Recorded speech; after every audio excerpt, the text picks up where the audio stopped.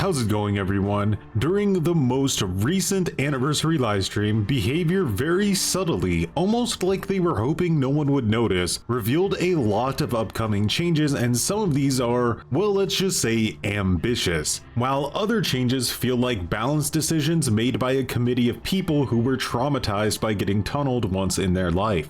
This includes the new ability to see your teammates' builds in the pre-game lobby before a match starts, as well as some major reworks coming to both maps and keys. But that's not all, as Behavior is also reworking the MMR system to no longer just focus on kills and escapes. Plus, we're getting more base kit, built-in, no perks required, anti-tunnel, anti-camp, and anti-slugging. But don't worry, killer players, as Behavior is also adding in base kit anti-gen rush too. Just kidding, of course they're not. In fact, the only truly killer-sided change coming for killer players planned in the quality of life updates, making survivors spawn closer to each other at the beginning of a match, has suspiciously been removed from the planned quality of life changes altogether. How about that? So today we're gonna talk about all of these really bad changes coming to the game. There are some good ones too. I've highlighted them right here in green for you. The yellow is for things that should be good, but we don't have enough info yet for a conclusion. So let's start with being able to see your teammates' builds in the pre-game lobby. Now, once again, the devs are adding this to try to buff solo queue to match them up with the strength of Survive with Friends, even though that's literally impossible. So basically what's going to happen once this feature is implemented, since DBD is a very competitive game regardless of what a lot of the player base would like to pretend, players will start aggressively dodging lobbies if they don't like the builds of their teammates. Like, oh, you see someone running self-care? Dodge. What? Soul Survivor? Dodge. Someone going for an Adepta challenge? Absolutely not. Dodge. And the worst part is, we already know how this plays out because of the recently deceased Texas Chainsaw Massacre, which also had this feature, and it completely blew up in their face. People dodged so much, the devs of TCM added in a 3-minute penalty to dodging pre-game lobbies, which just made people start DCing on the loading screen and in-game instead. So you cannot punish people into cooperation, it just doesn't work. And don't forget, this is Dead by Daylight. People are already dodging lobbies now just based on cosmetics alone. Add build visibility and it's just gasoline on the fire. And those are only the egregious examples. Tryhard players will dodge anything that isn't hard meta. Also, for those who don't know, when a survivor dodges a lobby, that lobby becomes high priority, meaning it will severely loosen matchmaking parameters to fill that spot as quickly as possible to get the match started, meaning horrible match quality, with teammates who are unfairly matched way outside of their actual MMR bracket. So although in theory this is a nice change, the reality is that it will crash and burn when given to the DBD community, or really any competitive community. Players want to win, and in DBD a lot of matches are decided in the pre-game lobby.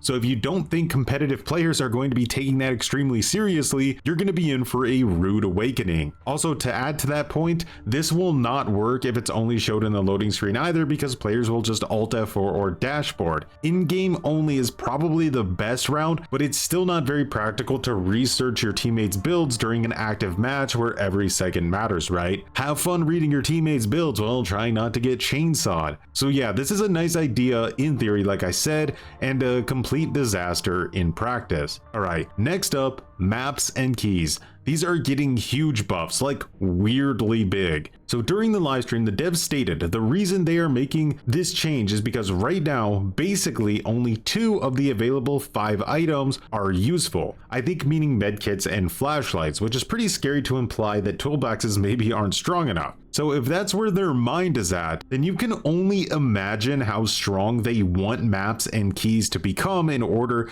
to compete with that level of strength. So first up is maps. Maps are being converted to essentially being windows of opportunity in a bottle. Instead of bringing the perk, you can now bring a map that will effectively do the same thing as windows of opportunity, but possibly even stronger. Let's stop to think about that for a second. Behavior is taking by far the most used survivor perk in the the entire game and allowing survivors to bring it into a match as basically a fifth perk. And I would be shocked if it doesn't come with an add-on that allows you to pass the effect onto your teammates as well. So, and this is speculation, but that's potentially one item freeing up 4 perk slots for the entire team while still allowing the other teammates to bring in broken items. Like, imagine the reverse of this, like if killers got pain resonance for free just by bringing in a lunchbox. Sounds totally fair and balanced, right? Now, if anyone watching this doesn't understand why Windows of Opportunity is such an insanely strong perk or think it just shows you where pallets are and nothing else, you don't surely understand why the best players in this game consistently run Windows even when they're in a 4-man Swift. The way in which you can use Windows to perfectly optimize routing is where its actual strength lies. So now we're taking maps, an item that is completely fine how it is, and literally gigabuffing it to broken status so that it matches the value of other broken things in the game, instead of reevaluating the strength of those other items to begin with. Again,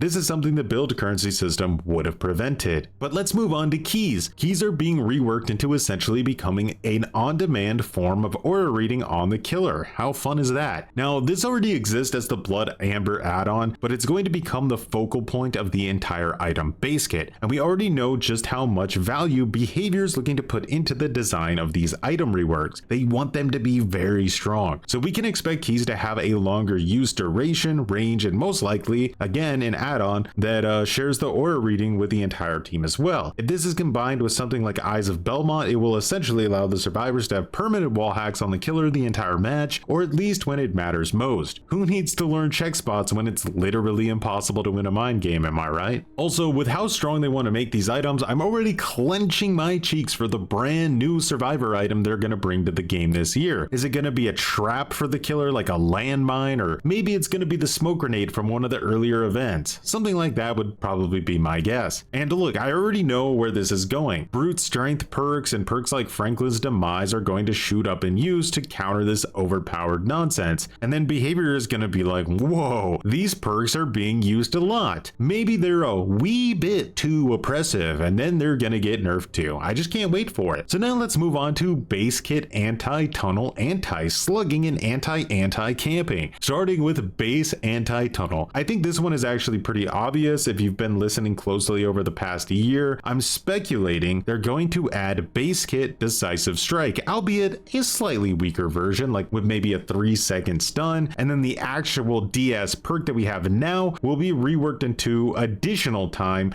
added to the stuns, sort of like what happened with borrowed time when it became base kit. So not to sound like a doomsdayer, but it is completely possible that we might be looking at a future with an 8-second stun decisive strike. Don't worry though, they'll move it down to 6 seconds after the PTB. Alright, a base anti-slugging. I mean, the only option left here is some sort of base kit unbreakable. I'm not sure what that would look like exactly, because there's a few different ways they could go about it, but I'm fairly certain this is the only possible option left on the table at this point. I mean, they've already let survivors DC and skirt a loss, so honestly, what is left besides just making the killer die on the spot for the act of slugging? Lastly, there's base kit anti-camp.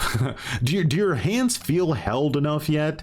Can you cross the road by yourself? Do you feel like you have the courage to play the game? So what's left that they can do to prevent camping at this point? I guess they could add the anti-camp progress to the solo queue HUD to help solo queue out. Maybe they'll visibly show the survivors the radius of the anti-camp so they know exactly where to stand to avoid slowing it down in game. They could also potentially add something like base kit camaraderie that slows hook progress down if the killer is nearby. Don't worry though, I'm sure it will deactivate in the end game. I don't know guys, it really feels like the devs want to create Blight by Daylight with all of these ridiculous changes coming to the game this year. I know a lot of it's speculative, but recently my predictions about Behavior's horrible balance decisions are not only correct, but I end up being too lax and they actually end up doing something even worse than I imagined. So honestly, anything is possible at this point. So what about the killer buff buffs coming to the game? Good question. Another prediction I'm making is that the survivor spawn change that has been seemingly removed from the quality of life update to-do list will never actually make it to the live version of the game because it's the only true killer buff in the entire lineup. If it ever manages to find its way to a PTB, the outcry that it's too unfair for solo queue players will be so overwhelming that behavior will either completely revert it or they'll release it in a much more pathetic state than they originally planned. If only this same energy from the community could be applied to mid and low tier killer experiences as well. And finally, we have the MMR revamp. This is a big one. They're going to start accounting for more than just kills and escapes when calculating matchmaking rating. Now, I want you all to remember something. Not long ago, Patrick, the former behavior lead game dev, said that there were too many variables to do this properly, and now behavior is like, nah, we'll just wing it. The result, you're going to get some Frankenstein version of the old pip system mixed with MMR, and it's not going to work. Like, if I 4K by slugging everyone and bleeding them out, I win, but under the new system, I might lose MMR because I didn't hit the right performance metrics. This is just an incredibly short-sighted change. The old rank system wasn't perfect, but it made way more sense than whatever this is going to end up being. Just go back to that, fix the cheese and move on. Say what you will, but Patrick was right. There are quite literally too many variables to take them into account to create a truly accurate MMR system. So what that means is that behavior is going to go full sunken cost on keeping the MMR system no matter how badly designed it is. And the more you sit down and think about it, the more reasons you'll uncover why this is going to be a waste of time and a total disaster. So another year, another pile of changes where behavior buffs survivor base kit to oblivion and then wonders why killer mains are salty. And yeah, I get it. A lot of this is speculation on my part, but if history tells us anything, it's that my worst case scenarios are usually not pessimistic enough. That about wraps it up though. I'm annoyed that behavior is yet again forcing me to lawyer up in favor of killer mains, but